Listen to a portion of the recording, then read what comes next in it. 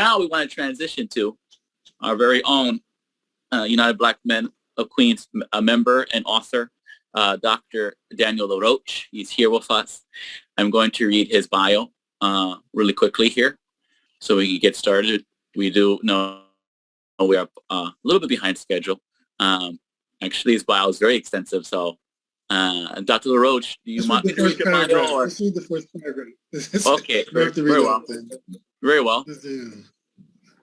Dr. Daniel Laroche is a glaucoma specialist in New York, director of glaucoma services and president of Advanced Eye Care of New York. He is affiliated with the New York Eye and Ear Infirmary of Mount Sinai, New York University, and Island Eye Surgical Center. He is a clinical assistant professor of ophthalmology with the Icahn School of Medicine at Mount Sinai Medical Center. Dr. Laroche is a nationally recognized ophthalmologist as the former chair of the ophthalmology section for the National Medical Association. Dr. Laroche has taken care of thousands of patients from New York and specializes in the diagnosis and treatment of glaucoma. You can leave it at that. You can stop it at that. So I can cut it. Without no further ado, Dr. Daniel Laroche. Thank you so much, Bilal, for the work that you're doing with the program. I see Stephen Board's on. Thank you for the work that you're doing, Stephen. And it's a pleasure to be here with all the scholars here as well. Did everybody get a copy and read through this book?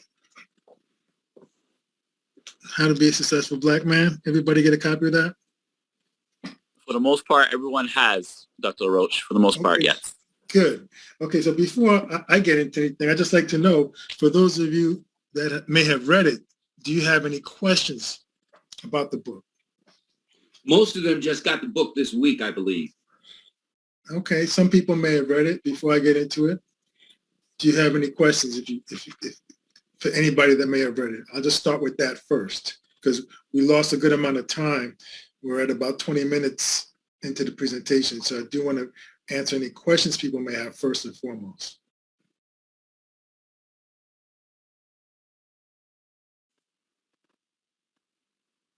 You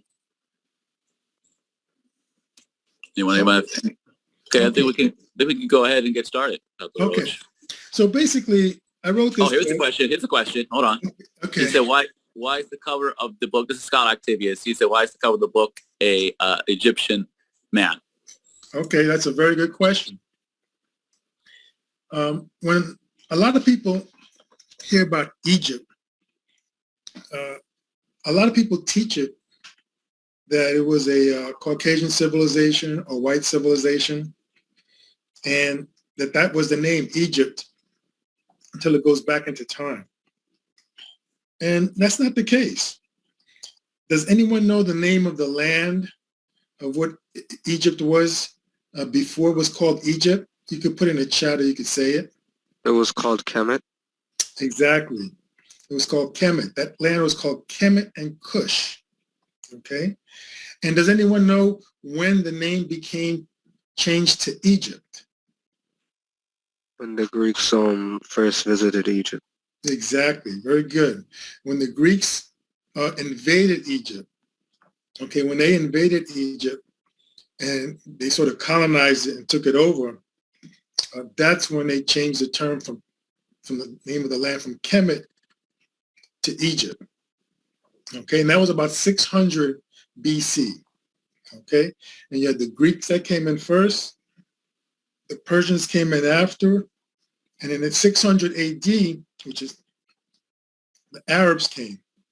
And the Arabs have been in what's called Egypt from that time until today.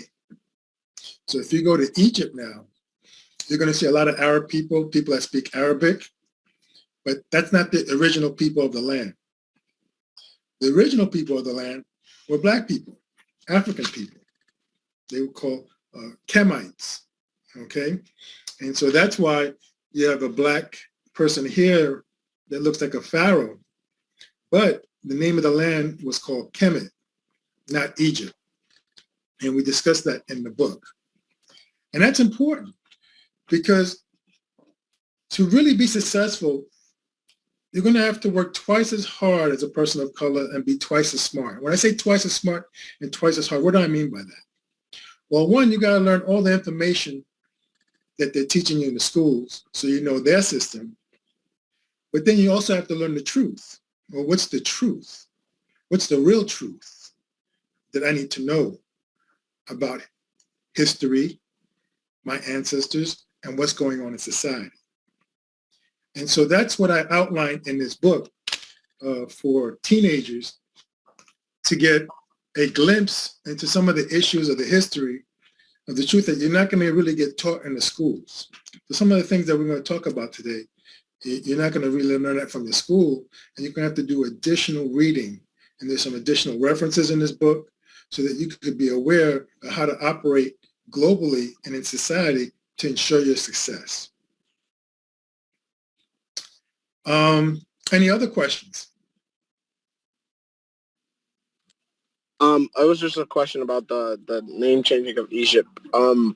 Why is it that they didn't change the name back, and what brought about the Arabics to come on, I guess, transfer over to Egypt?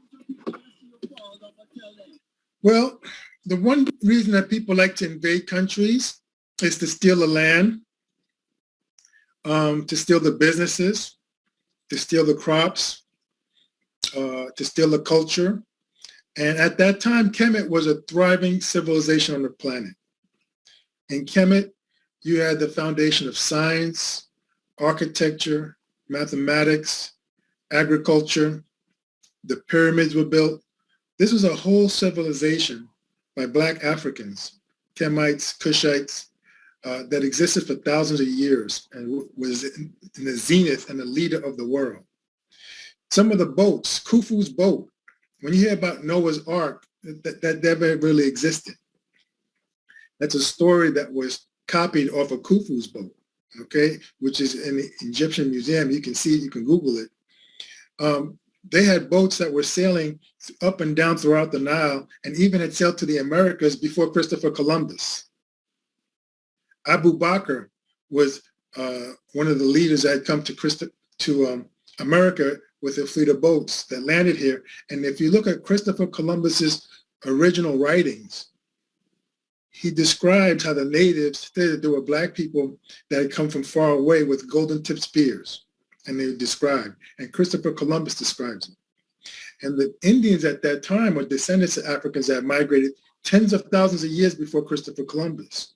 So what they teach in the schools is that Christopher Columbus came and discovered America. But there were thousands of people here that were Black and brown, developed the land, agriculture here and that, and Africans had already been here before Christopher Columbus ever set foot in this part of the planet. So these are things that you have to learn and be aware of so that you understand that, you know, everything in civilization has started out in Africa, okay? Everything has started out in Africa. Science, agriculture, spirituality, music started in Africa. And then the things that we see today are offshoots of what started out as the foundation of civilization. But they don't really teach you that. When they teach you in school, they act like Black history starts from slavery. Okay, they'll say, okay, there were slaves that were brought here and that Black people were nothing, there was nothing before slavery. And these are things they don't teach you that you have to learn about as well. Now you said, why didn't they change the name from Egypt back? Well, that's because right now, the people that occupy Egypt are still the Arab colonizers. They're not the original people from that land. Okay, a lot of those people, when they invaded with force, displaced many of the Africans that went down to the south to Sudan and also migrated across Africa to West Africa as well. So people have migrated, and you'd be surprised, some people that had migrated to West Africa and even got caught up in the slave trade and migrated to the Americas have genetic DNA ties to the people of ancient Kemet as well. Any other questions? No, thank you.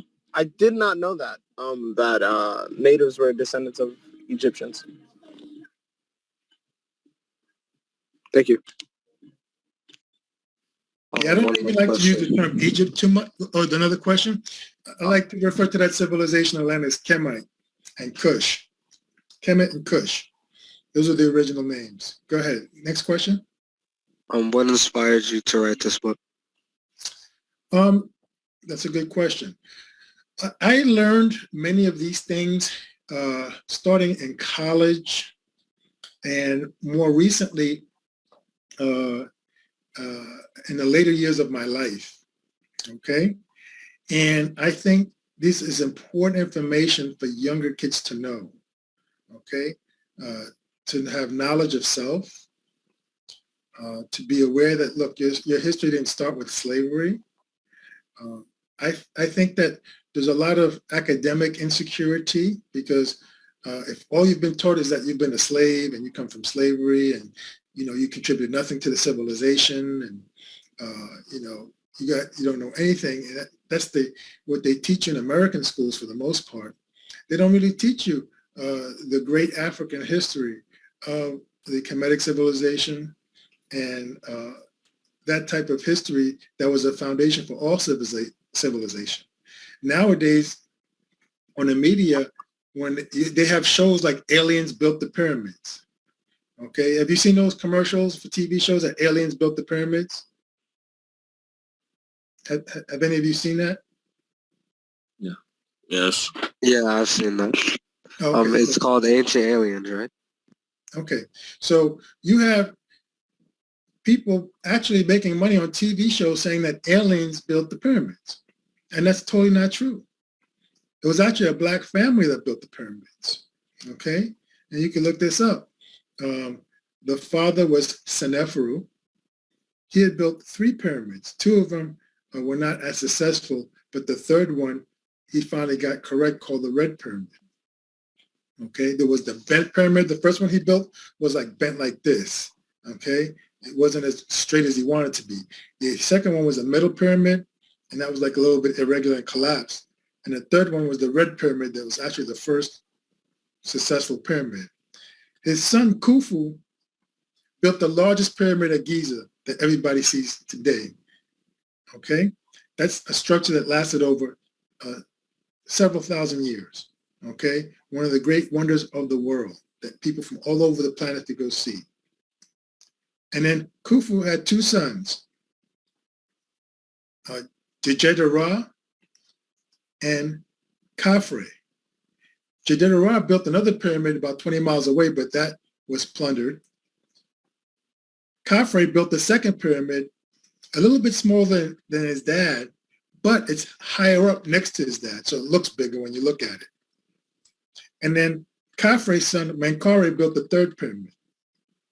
Okay, so it's 3 generations of a black African family that built the pyramids. Tremendous science. They don't even know how to do a pyramid today. Okay, people don't even know how to build a pyramid today. Okay, tremendous science, architecture, engineering, dedication, completion from beginning to end. That's the foundation of the building structures. When you see skyscrapers all over the world, that was a foundation, it was an African foundation. African did that first. Okay, but they don't give you the credit for that and they don't teach you that way. Okay, and that's by design. They want to make it seem like anything that's black that contributes to civilization or couldn't be black, it had to be aliens or something else doing that. And that's a terrible thing. So for things like that, I wrote the book to give younger people at a much younger level, like a teenager level, that information that you're not getting taught in the schools so that you can be inspired to really read and learn a true history that you're not being taught, have knowledge of self, and use that information as well to guide you to your future success to accomplish your goals and your dreams.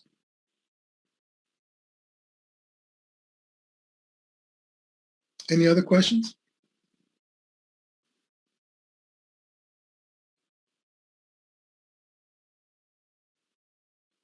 Okay, so I'll take a moment to just go through some of the highlights of the book. Okay, so when you do get a chance to read it, you'll see it. So we talk about in the book some of the concepts of God, okay? And when you think about God, who do you think about when you think about God? White man, hippie Jesus, baby. I'm sorry? White man, hippie Jesus, baby. That's what I think of. The white man and say White that. man, white man, hippie Jesus, baby, with the brown long hair and the beard, baby. That's what I Okay. think of. Well, okay. Okay. A lot of people think of God as that, a white Jesus. Okay. And that's the biggest propaganda on the planet. Okay. And before Jesus was born, there was a 3,000-year civilization that existed with many African gods. Okay. And the number one African god was Amun, A-M-U-N. Some people say Amen or Amen-Ra. Okay. That the people worshipped back then. And that was an African god. And that's where the word amen comes from. You know, people say amen, that's actually a tribute to that African god from 3,000 years before Jesus, the name Jesus came on the planet. And that was an African god. Okay? And there was a Trinity that was worshipped back then. Where sometimes you hear within the Catholic religion of the Father, the Son, and the Holy Ghost, with the Trinity of Osar is the man, Orset, and the baby Heru. And many of the Jesus stories actually come from that Trinity, that African Trinity from back then. So that's something that's important for you to know, for you to read about, and for you to learn as part of knowledge itself. But they don't teach you these things. And I learned these things very later on, not earlier on. And that's important. Are people familiar with the Christian cross? Sí, señor. Okay. Did you know for over 3,000 years before the Christian cross, there was an African cross called the Ankh? You see this? Oh yeah, I want that one. Yeah. Yeah. So this Ankh has this round piece on top that represents the woman. This represents the man, and on the sides represent the two children. Harmony, life, family, balance. The mother, the female, was a very important part of society. As a matter of fact, they had female goddesses. Ma'at, M-A-A-T, was a female goddess. Sometimes she's depicted like this, with wings. Okay? That's where they got the concept of angels from. When you see angels with wings, this comes from Ma'at that existed for 3,000 years before Jesus was on the scene. And with Ma'at, you guys heard about the 10 Commandments? Yeah. Okay. Well, with Ma'at, there were actually 42 commandments that existed for 3,000 years before Jesus. And those 42 commandments are very important. I'm going to take a couple of minutes to read through that. Because one of the things, they're called the 42 Laws of Ma'at. You can Google it and you can read it. And this is going to be the most important thing that I tell you today. Okay? Because as you go through life, as you go through school, as you go through your day-to-day activities, it's very important to have a good, strong moral compass. Okay? That's going to keep you out of trouble. That's keep you out of jail. It's going to keep you on the right path. Okay? And these are the 42 laws. Okay? I'm going to read them to you. I have not committed sin. I have not committed robbery with violence. I have not stolen. I have not slain men or women. I have not stolen food. I have not swindled offerings. I have not stolen from God or goddess.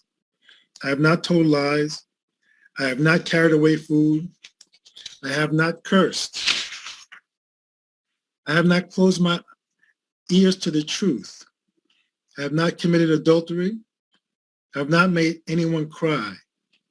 I have not felt sorrow without reason. I have not assaulted anyone. I am not deceitful. I have not stolen anyone's land. I have not been an eavesdropper. I have not falsely accused anyone.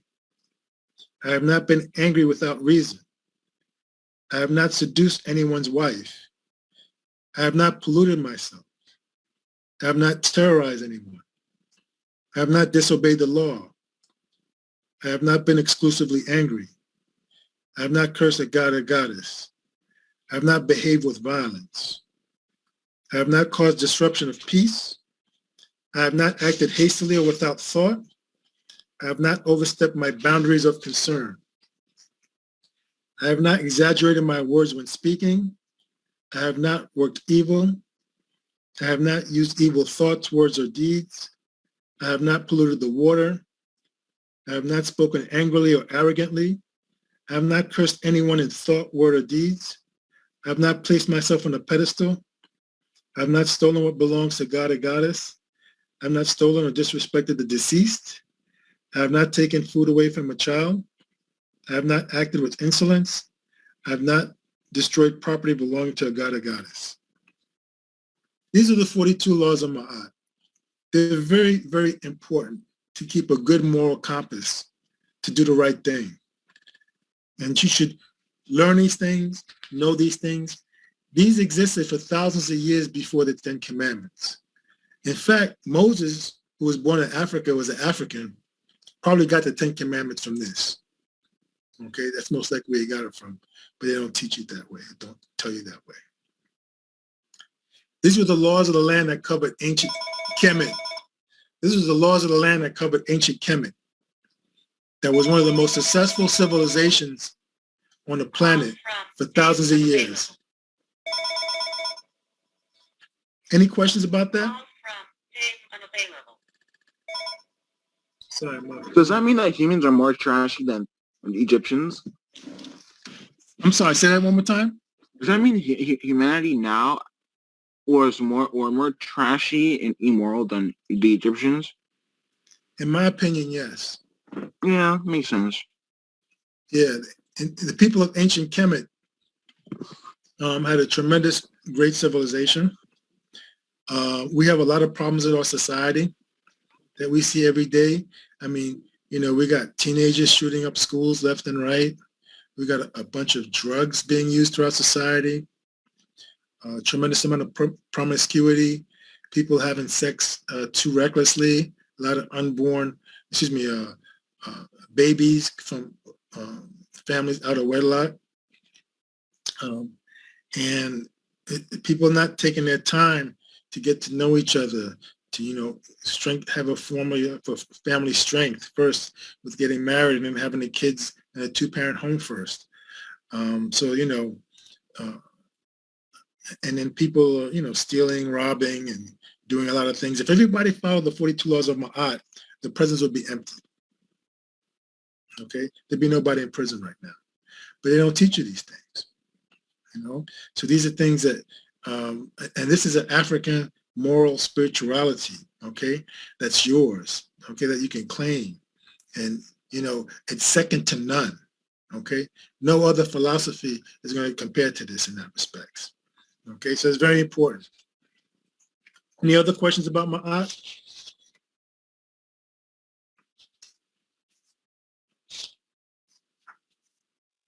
You mentioned before that I think Khufu and his father and the rest of his family made the pyramids in Egypt that we know now. How did they go about doing that? They used thousands of workers. Unlike what it says in the Torah, the Bible, they did not have slaves do that. They had workers do that. In Aswan, which is about 300 miles away, down the south on the Nile River, they have a lot of stone. And they would cut these stones, okay? And they would cut these stones and using the Nile River, which goes from south to north, float them up the Nile River on big boats, and then use rollers to roll these stones across the land and position them up with wood ramps, okay, and use ramps and weights to move the stones and mobilize the stones. It was a very sophisticated way of doing these types of things. And so that's how they would do it, from what we know. Okay, thank you. Any other questions? In the book, I talk about how this great civilization fell after the Greek invasion, Persian invasion, and Arab invasion. And then not only did that civilization fall, but then you had the introduction of slavery. Slavery that took place with the Arabs and then with the Europeans. And for 400 years, there was an extensive slave trade that was very brutal. Okay, and I'm very honest about the brutality of the slavery that took place. Okay, and I'm not going to read all of it, but I'll give you some of what took place with the breaking that took place. Okay, and slave owners would try to come up with ways to break slaves and to create fear, to create distrust, and to create envy. And unfortunately, a lot of these things still stick with us today when our communities are very divided with a lack of trust and fear within the communities. They played light skin versus dark skin, okay, old versus the young, male versus females, field Negro versus house Negro, okay? And create situations where people were dependent compared to being independent. And also using bad words like the N-word. Okay, that's why I don't like to use the N-word, and people should not use the N-word. Okay, unfortunately, we have a lot of toxic music out there that uses the N-word and calls our sisters and our mothers and our daughters and our sons the B word and this and that. I mean, that's an ultimate sign of disrespect. And I tell my kids to not listen to toxic music. Okay, that's not good for you. It's not doing anything for you. It's not giving you anything. But right now, as we speak, about every week, 1 to 2 rappers are being killed. Within the past year, 200 rappers have been killed. Okay, the music is toxic. It's encouraging violence. People are acting up a certain way to try to keep up with the image in that respects. And so this type of toxic name calling is not a good thing. And when you're listening to music, if it's not good music, it's giving you good information like Bob Marley music. Okay, that's an example of good music. Ray Charles. Marvin Gaye.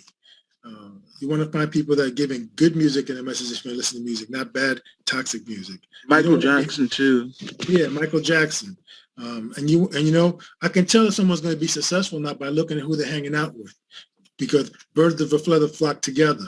If you're surrounding yourself with people that can lift you up and work with you and be a good role model for you and take you to the next level, you're going to be successful. If you surround yourself with people that get you into trouble, lying, have a poor moral character, using bad language, you're going to run into problems. So I get into the breaking of the slave, which is very challenging and toxic. And then even in England, they came up with nursery rhymes called 10 Little N-Word Boys. And I put that in here so you can see how it wasn't just physical, but also mental in terms of how they were trying to destroy the black race, black people, the black culture. I mean, back during slavery days, you couldn't even read a book. They didn't want you to read a book. It was a crime for you to read a book, okay? And to learn how to read and write. So these are things that you need to know about, of how they really try to keep black people down, okay? So then we get into some of the spirituality again, about some of the different gods of ancient Kemet and Kush, okay? And one of them was Hathor, okay? This was a female god.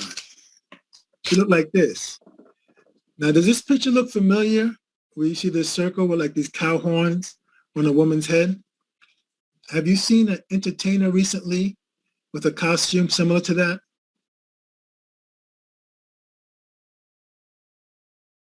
Little Nas? No.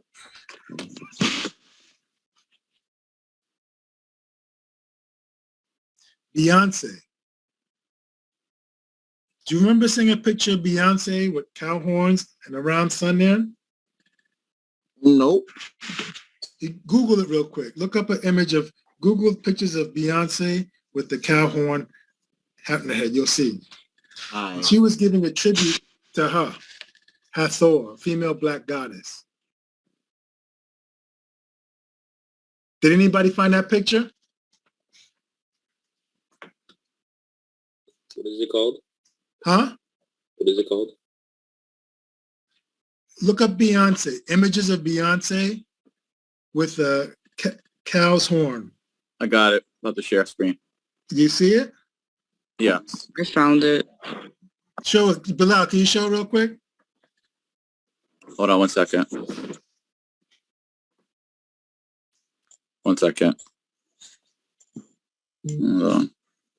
Okay, let's get it up here. Share screen.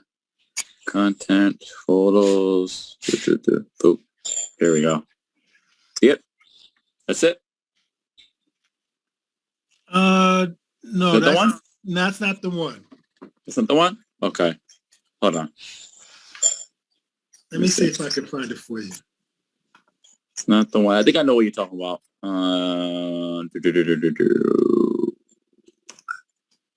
That was in the vid. Oh, got it. Found it. You got it? Let me see. Put it up. Yep. Hold on 1 second. This is it. This is definitely it. Hold on 1 second. Let me add the photos. Okay. Let's go back to Zoom. Share content, photos. Ooh. This one? There you go. There you Okay. So that's like a tribute to her soul. You see the cow horns and the sun disk there. Mhm. Okay. So that's like a little offshoot of that. Okay. So she's sending people a message and identifying with this goddess. Okay. Hathor. Okay. And she embodied motherhood and fertility. And she protected women in childbirth. Okay. And you'll see her when you go to Kemet, Egypt, you'll see her picture on a lot of tombs. Okay. And so there were many different gods and goddesses with different roles and definitions and different things to look up to. And I get into that into the book here. And then we talk about how it's important to start your own business, okay? Because we live in a capitalistic society, okay? You have homeowners and business owners, and you have renters and laborers, okay? The homeowners, the landowners, and business owners, they do the best financially, okay? The renters and the laborers don't do as well financially. That's okay. And, you know, people can start out that way and try to work their way up. But if you want to be as successful as possible, you want to try to be in the homeowner, business owner, and landowner class in that respects.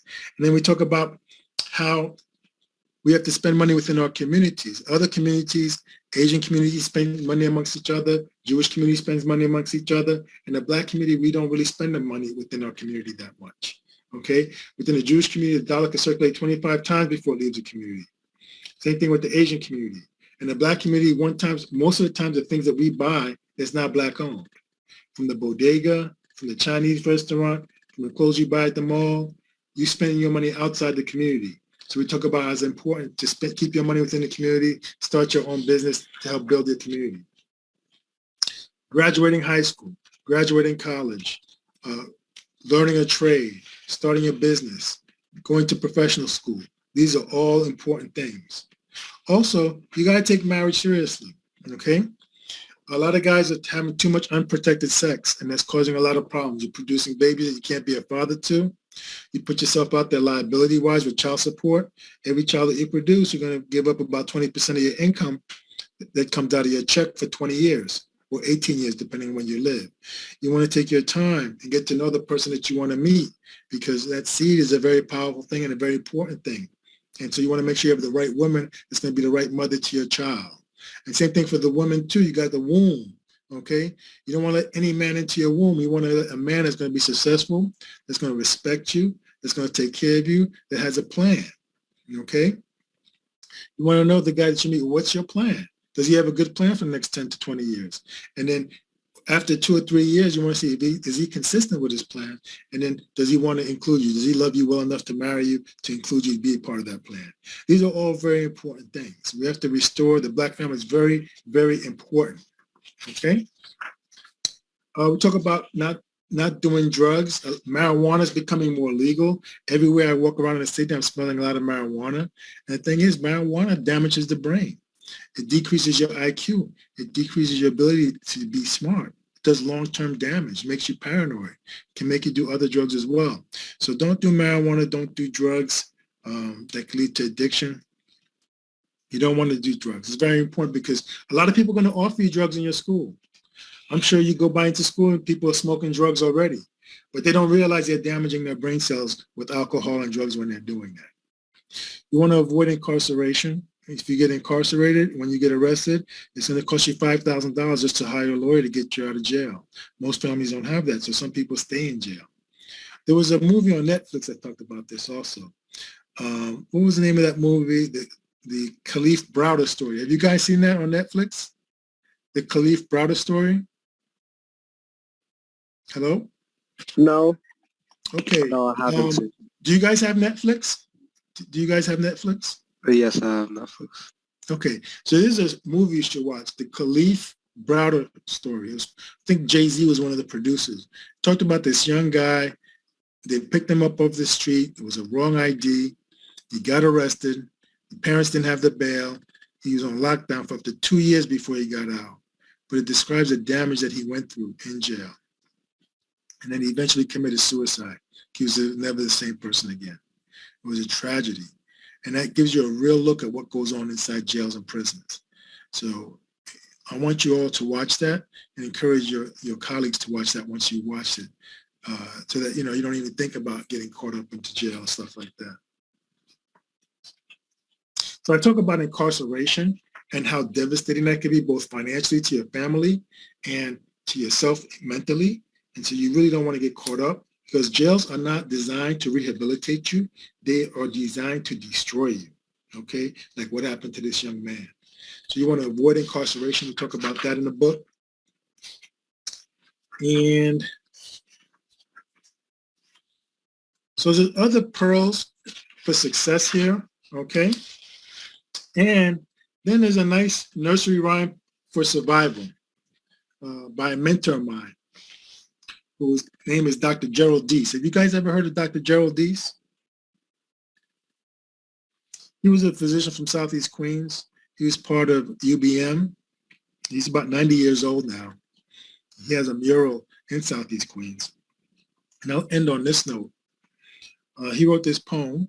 It's very uplifting, and I have his blessings to put it in this book. And it's my tribute to him as well. And it goes like this. One little black boy was loved and he grew. He shared with another, and then there were two. Two little black boys learned to agree with the help of one another, and then there were three. Three black teenage boys learned to do even more. They lifted four who had fallen, and then there were four. Four young black men learned how to survive. They joined hands with one another, and then there were five. Five young black men built with mortar and bricks. They encouraged another builder, and then there were six. Six black brothers knew help from heaven. They turned another brother around, and then there were seven. Seven black students learned never to be late. A serious brother followed them, and then there were eight. Eight black men became strong with time. They linked arms with one another, and then there were nine. Nine little black boys became strong men. They looked for a leader, and then there were 10. 10 black boys are only a few. To become strong black men and women would be up to you. So on that note, that's how the book ends. There are some questions and answers. There's some additional reading as well. And also what I like to do, because I know you guys sometimes need a way to make money. And so this book retails for $20 on Amazon, all right? But if you are interested to make some money on the side and try to sell books out in the community to your student friends and family, or other parents or other people in the community, I can make the book available for like $12 to you guys as part of a special package. And then you can sell the book for $20 and make $8 each as a way to earn some income, because I know some of you guys need to make some side money. And so you could coordinate that with UBM. If UBM gets a large enough order, I could do a bulk order with the minimum of 50 at $12 each for you guys to help sell books to make some money on your side. Okay, on that note, I think that's it for me, unless there's any other questions. Any other final questions before I turn it back to Bilal?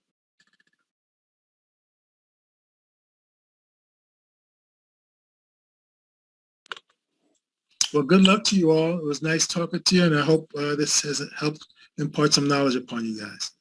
Thank you. I was interested in learning about the connection between Egyptian religion and Christianity. Thank you for that. Okay. You're welcome. There's a lot more reading to do out there. My book is just the beginning for you guys. There's a lot of books out there for you to read. I put some of them in the references in the book for you to read upon.